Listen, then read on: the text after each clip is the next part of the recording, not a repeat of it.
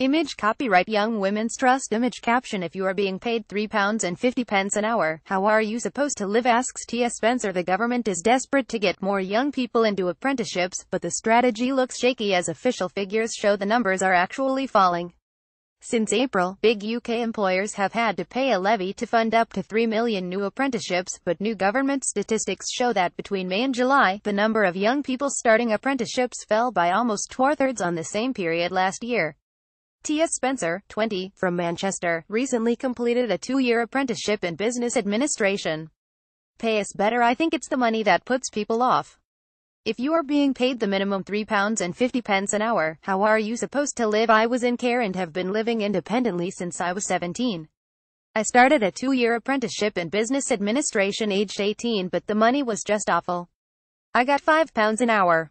I pay all my bills, so it was really hard to survive on such low pay. I completed the apprenticeship last year and I did think about going on to a level 3 advanced apprenticeship, but the pay was rubbish.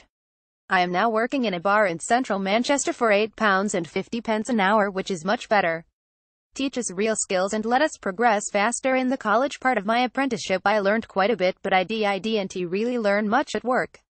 It was all very basic. I had to email people and ask for references for jobs, do the filing and the post, answer the phones and do the photocopying. I didn't need a 2-year apprenticeship to do that, although going to work every day was good experience.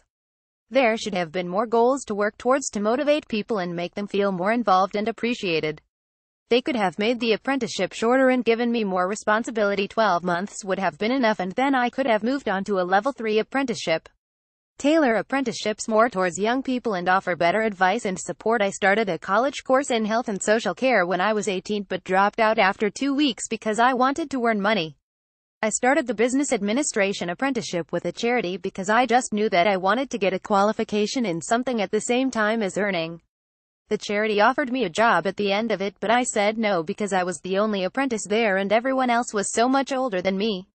Conversations with people twice my age could be awkward and I felt a bit isolated. Towards the end I was just fed up and I couldn't wait for it to finish. I am applying for office jobs and temporary contracts. I get interviews but I just keep being rejected. I am not sure why, as I have a diploma and the apprenticeship. Create part-time apprenticeships. If there were part-time apprenticeships you could earn a living through bar work, for example, and build up your qualifications through apprenticeships at the same time.